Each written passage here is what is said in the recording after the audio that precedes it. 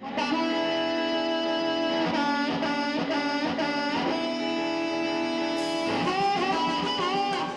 right, so I'm back with Jason Ricci. This is part 2, and we're talking about his time living in the Deep South in Mississippi. What town were you in? Well, I was in Potts Camp, which is just south of Holly Springs. Yeah. So Holly Springs. Okay. Right. So anyway, yeah. So David was northern big, Mississippi, like Indian black dude, and he Right. could have like broke my arm. But anyway, I left that night Yeah. after he fell asleep. I Right. just packed up all my stuff in the middle of the night and left. You go back to Memphis? I went back to Memphis and stayed with Billy Gibson. I got a job in Jackson with a band called the Hounds that Fingers Taylor played with 6 months of the year. Oh, yeah. And then he was with Buffett. Right. So for 6 months of the year, I'd lose my gig. Right. But it forced me to learn how to sing. Yeah. And start my own band. And that's where I met Eric Deaton. Okay. And Eric is now like playing off and on with the Black Keys. And and he also helped teach Cody and Luther North Mississippi style guitar from the North Mississippi All Stars. What a trip! Your very first tours with Big Al. How did you meet those guys? So Pat had given me the gig in '95, and I lost the gig in one weekend. You're saying Pat Ramsey gave you that gig? Big Al called Pat looking for a harp player, and I lost the gig because of drugs. Wow. In one weekend. Wow. And then years and years and years later, Al needed a harmonica player. I was living in North Carolina, working in treatment like we were talked about before, and Al called me and he said, "I hear you're 3 years sober." And I said, "Yeah, I'm working in treatment." And he said, "Listen, it's $700 a week, and we work every week." And where were they living? Were they in Nashville, North Carolina? Nashville. Oh, okay. All right. Nashville. So I drove to Nashville. I did a 1 week tour. My very first gig was on Emeril Lagasse show. The very first gig. Whoa. Yep. And I did a Super Bowl episode. Was that in New Orleans? New York City. Really? Yeah. How'd they end up there?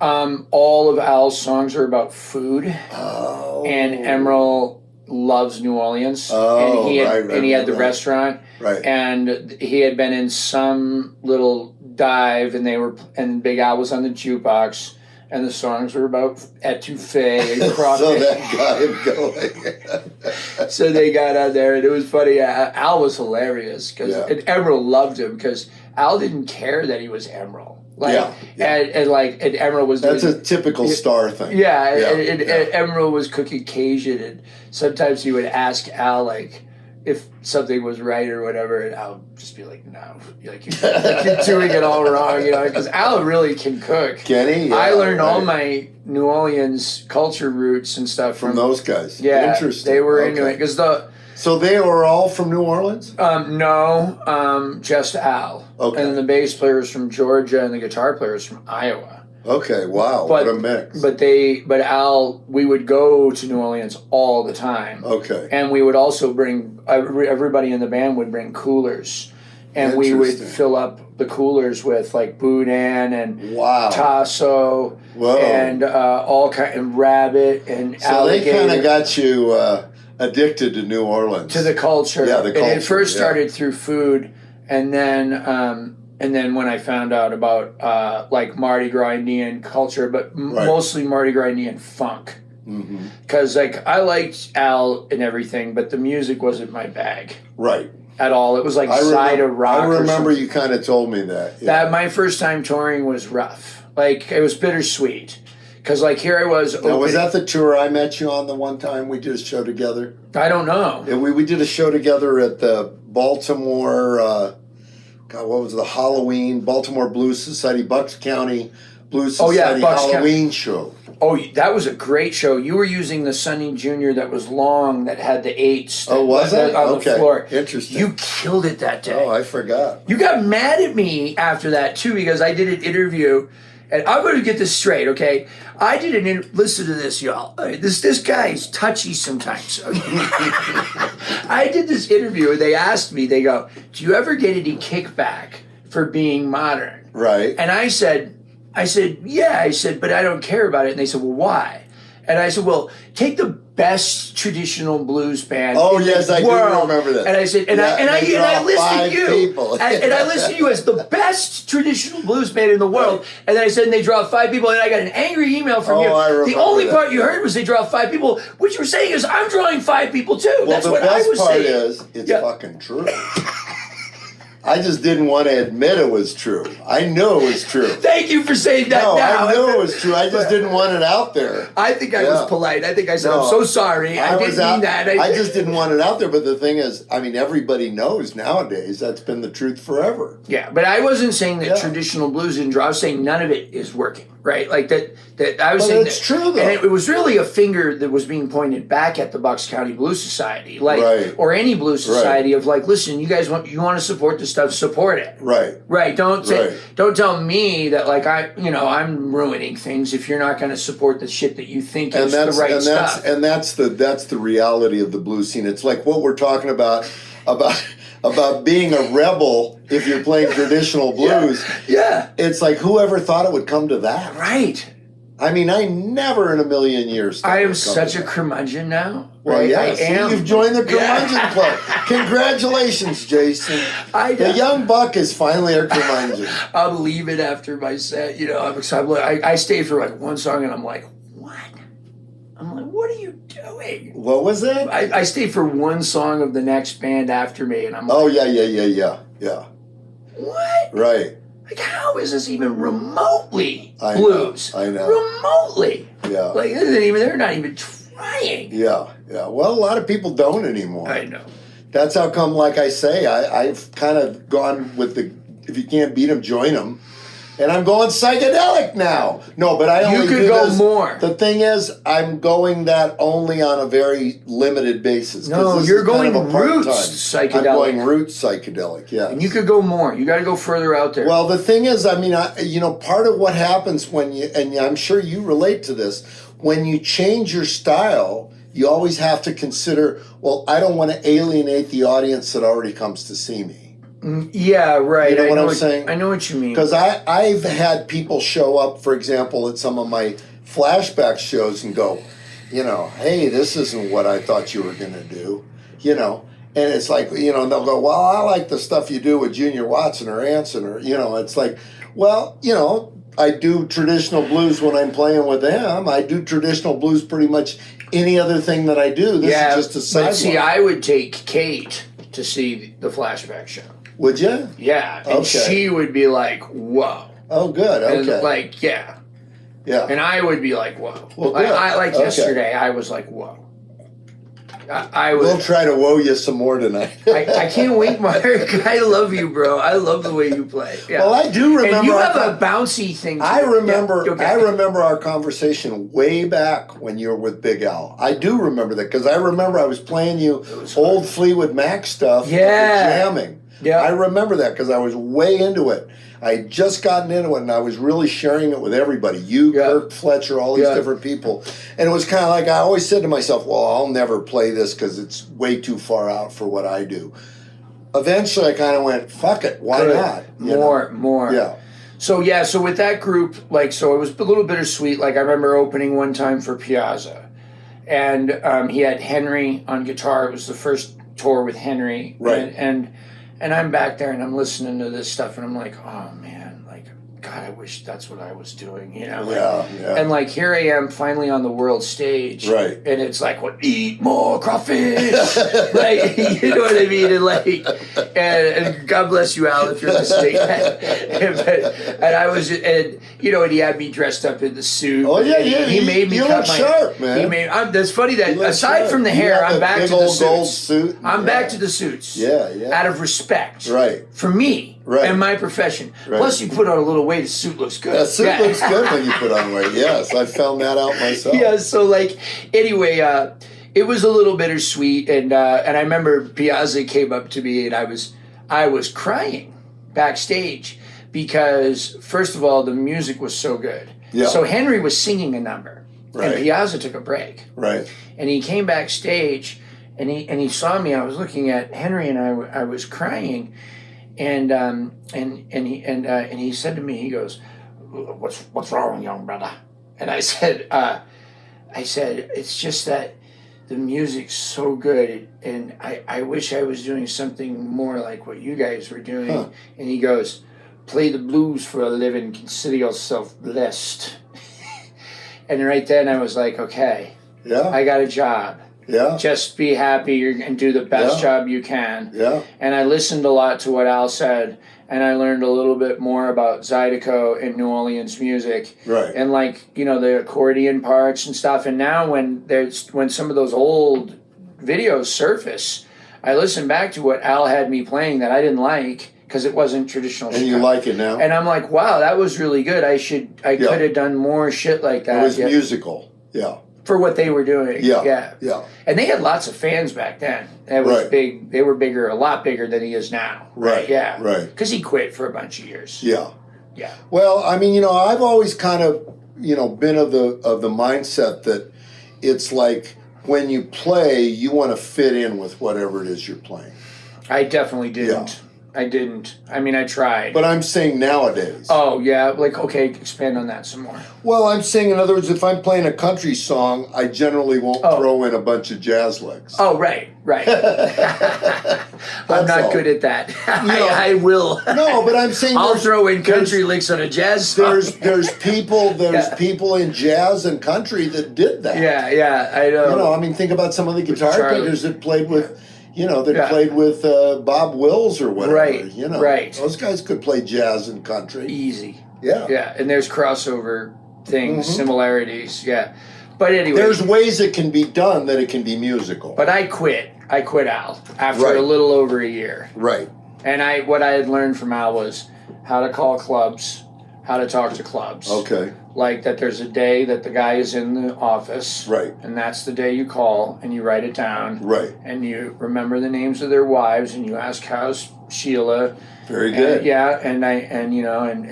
This is your good buddy Jason Ricci. Remember I was just there last week or you might remember when Big Al, I got a new band coming to town and hey, we might not bring a lot of people, but I promise we'll keep the ones we have and all this spiel. Oh, good. Interesting. And I had learned because Al booked everything himself. Yeah. And he had a real disdain for record labels. Right. And which is ultimately what limited him. Yeah. He got to a certain point where he was putting a lot more money in his pocket, but he couldn't get past that. Couldn't reach a wider audience because he wasn't allowing advertising to happen on a national level. Right. And that was so I kind of looked at like what is Al doing that's right and what would I do a little differently. And geez, even to this day I as far as touring goes, I go, I should do more what Al does, but I'm too nice. Right. He was rough. Was he? I mean, if you had to pee, you were afraid to ask. Wow. Yep. That's serious old school shit. We stopped at Flying J only. Yeah. So if you was a pilot, you're not going to pee. Wow. And there's a lot more pilots now than Flying J's. Back then, there was then too. There was then too, man. It was scary, Yeah. But I would get into it sometimes with the bass player. I remember, you were telling me. It was awful. Yeah. It was rough. Racial shit. Yeah. All that. Yeah. All that homophobia, racial shit, politics. Yeah. Bush was president at that time. 9/11 had just happened. Yeah. They were all go, go, go. Yeah. And I came up very different, liberal, Right. Rebellious. My mother had. Well, you're a Yankee. Yeah, my mom had friends who set themselves on fire. Wow. For Vietnam. Yeah. Yeah. And I was told right away that whole thing was BS. And don't trust the government. Right. And if there's ever another draft, and you think about you're old enough to remember, and I'm just old enough to go, oh my God, I can't believe there was a time in this country where people were forced to fight for a war. Yeah. And then now we find out the Gulf of Tonkin was faked. Yeah. There's a lot of wicked history out there, man. I mean, that's almost like Nazi kind of stuff, right? It's very scary. Well, it goes back to remember the Alamo and remember the Maine. So coming up, being around those guys in Southern culture at that time was definitely a shock and stuff. But there's also so many really, really powerful, smart Southern people that are not like that. Sure. And I found them. Yeah. And I was like, whoa, holy crap. That's why I get really defensive, like when some people start slamming on the South on Facebook. I won't write anything on Facebook because I don't do that on Facebook. I don't mitigate anything in public. Right. But I'll call you direct and I'll be like, hey, listen, that was really screwed up, and let me tell you a story about why you're wrong. You know what I mean? And I'll give them a beautiful story about somebody. And, well, I mean, the South is kind of the, I don't know how to put it exactly, but it's really the center of America's art forms. And also, I mean, if you think about it, it really is between music and writing and acting and just so many different things that come out of the South. But there was also a lot of Southern activism and not just just black Southern activism. There were some hardcore, smart, intelligent Southern white people. Sure, there were. And bands that were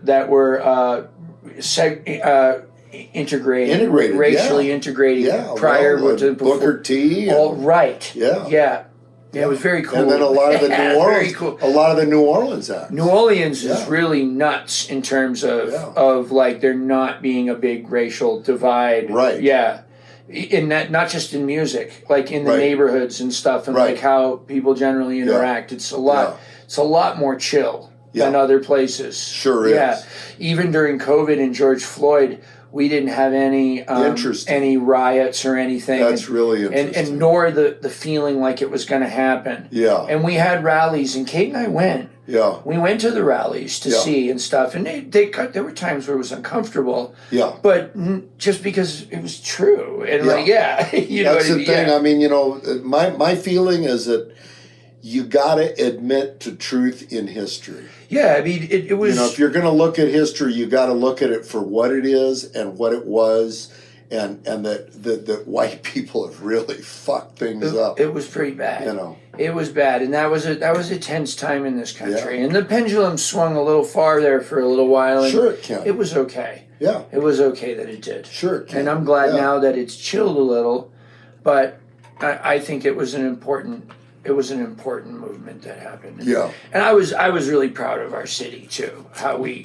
navigated that without any really big problems. Yeah, that's a good point. Yeah. Because Atlanta didn't. Atlanta went nuts. Well, and that was right next door, I mean, I know it's 6 hours away, but that's our cultural competitor. Right. Not just football. But to me, New Orleans is by far, I mean, no offense, Atlanta, but I can never work in Atlanta. Atlanta's been the hardest town for me to work. Me too. It's been really hard it's sort of like Austin was for a while with outside, bands coming in. It was like, well, we do that to you guys too. Texas. We do that too to you guys a little. I mean, a little bit, but not quite as bad. But I did fall in love with the city, and I stayed in Nashville for 10 years after Al. I remember that. Yeah. I bought a house, and I met a guy. We were together for 8 years, him and I. And did you guys, was it some kind of storm or something? Was something happened? What was it? Well, I mean... flood or a tornado or something? So it was, he left me. Bipolar disorder got really, really bad. Yeah. And it was to the point where people thought that I was on drugs way before I started doing them. Really? So I was like 8 years sober when the rumors started coming out that I was on drugs. Right. And it was because of my weight. 'Cause I had anorexia. I was starving myself and working out. Yeah. And on nothing, on no food at all. And staying up for 2 or 3 days. And I was getting into all this like occult. Oh, I remember, man. No, I talked to you on the phone one time and scared the shit out of me. I was really into that and like and ritual magic and psychology and like Nietzsche and stuff like that. And you went pretty dark. And he left. He was like, fuck this. So he left. So then I was on my own. So then at 12 years sober, the house, before the house got flooded, I went nuts and relapsed. And I lost the band. And then months after that, the Cumberland River overflowed and destroyed my home. So I had lost the band, my boyfriend, and my home within like a 6-month period. Mm-hmm. And that's when I moved to New Orleans. Wow. Yeah. I said, I know where I'm going.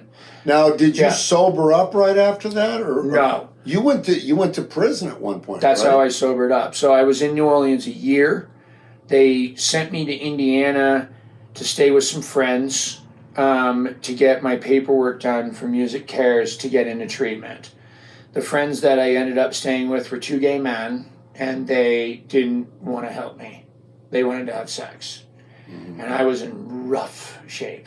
I was detoxing from heroin, and I hadn't had any crack in days, and I was a mess. And I was physically throwing up and diarrhea and fever and all of this, and they're trying to sleep with me. Mm-hmm. So I leave their home after exchanging money for sex, and which they didn't give me the money afterwards, and I lost it and left, and it was a horrible experience.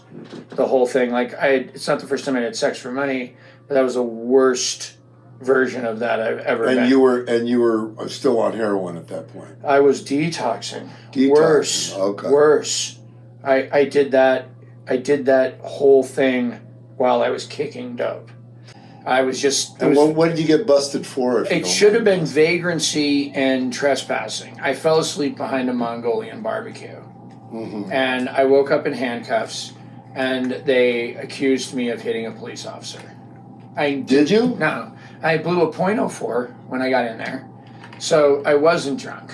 I woke up in the handcuffs on the ground. Yeah. I was sleeping. So basically, it was a vagrancy thing. They came and put the handcuffs on me while I was waking up. And then they charged me with assault on a police officer, which is a standard routine practice. Right. In order to get people, they'll drop the other 2 charges. You plead guilty to this, and you go through it, and they threaten you with 12 years of prison. If you don't have a real lawyer, right, you're going to take the plea. Yeah. You'll do a year with some probation. Hopefully you violate your probation.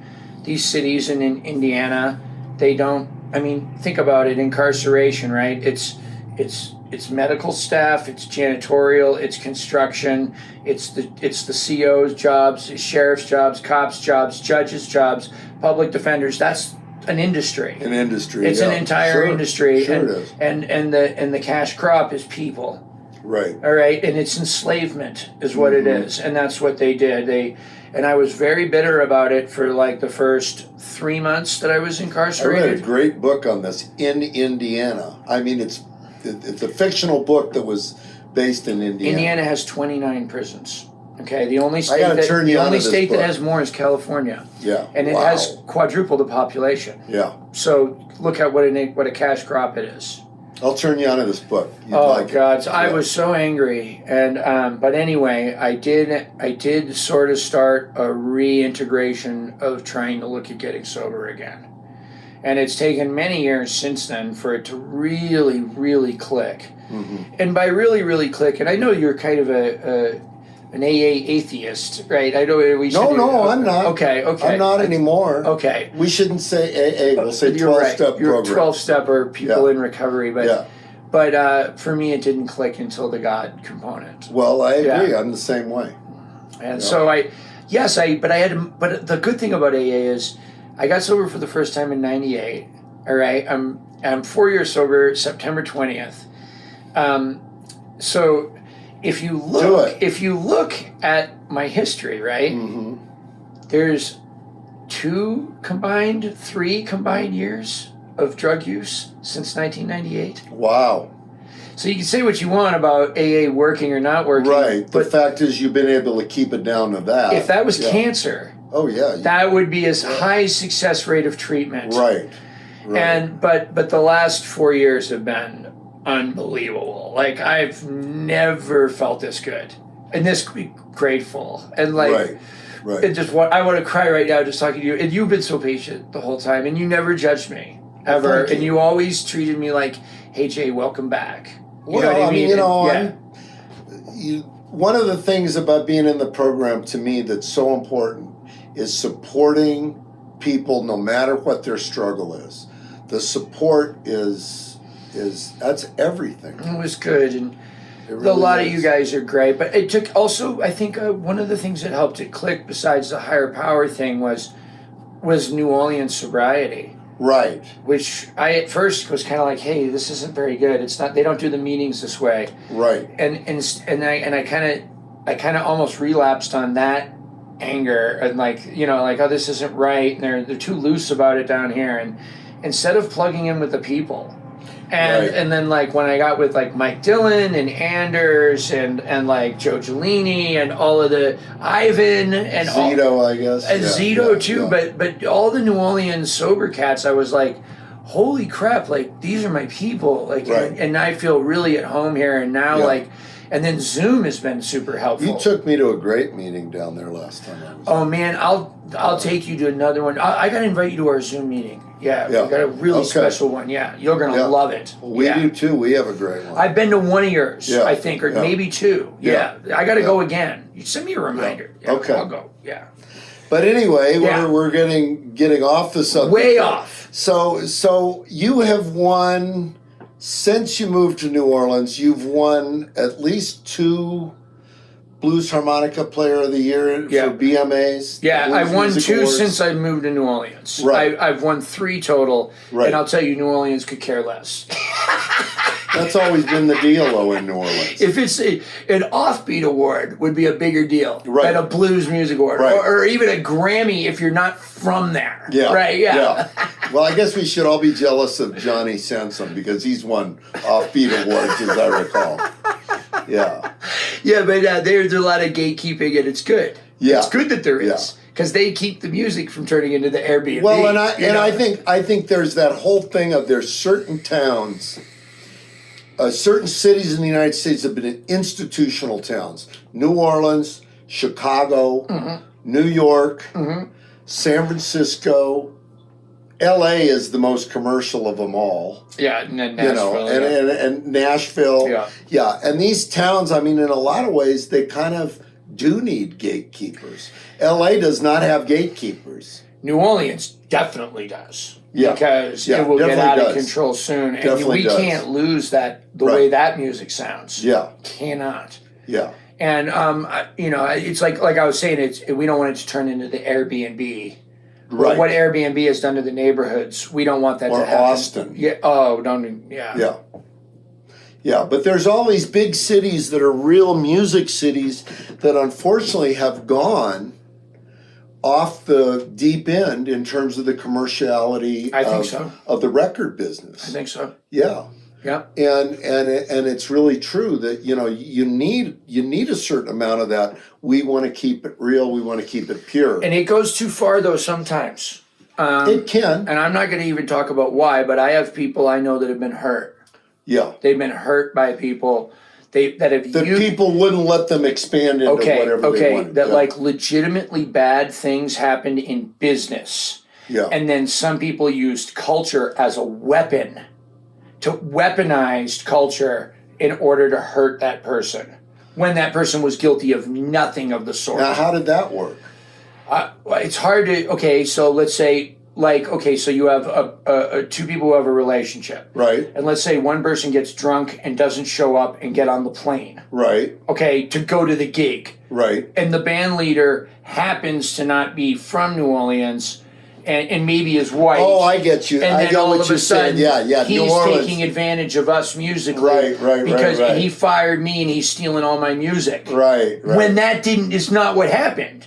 What happened was you got drunk and didn't get on a plane. Right. And now you're going to say that now that you're no longer employed, right, you're going to say that this person is exploiting the culture in public. Interesting. In public and use and weaponize that. Interesting. Happens a lot with the Indian culture and things like that. Oh, okay. And that's interesting. I could get in real trouble right now for even just talking about that. Yeah. Yeah. And Indian culture is no joke, bro. Yeah. It is really, really deep and really serious and really heavy. Yeah.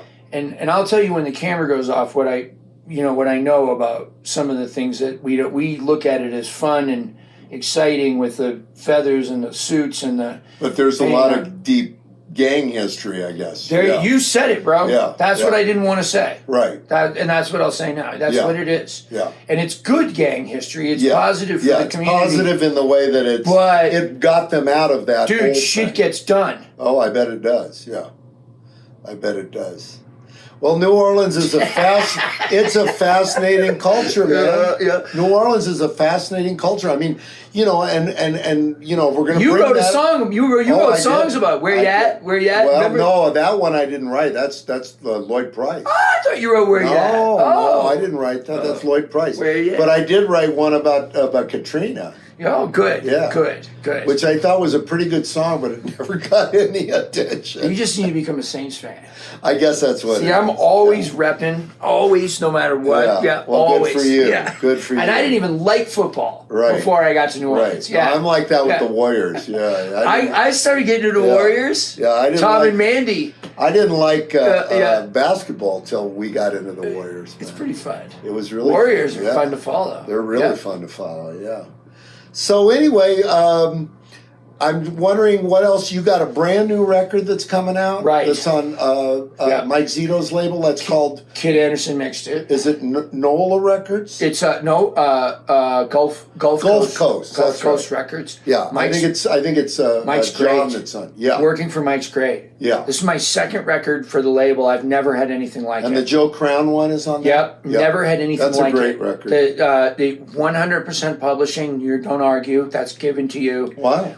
Unbelievably reasonable prices on CDs. Good. Once it's recouped, it drops even lower. Wow. Yeah, I don't even want to say it in public because I'm afraid it'll scare Mike will be like, well, don't tell people how good I'm treating you. Wow. It's amazing. Oh, well, that's great. And getting to talk to a musician about stuff is way different than an executive who doesn't understand that, like, on some tour I could lose my ass and I'm 200 CDs and I need the CD money to pay the band. Now, how many artists does he have on the label? A lot. Yeah, that's what I thought. It may be too many. Who's on it? Everybody right now? Yeah. Everybody. Just signed Papa Chubby. Really? Yeah, Joanna Connor's new.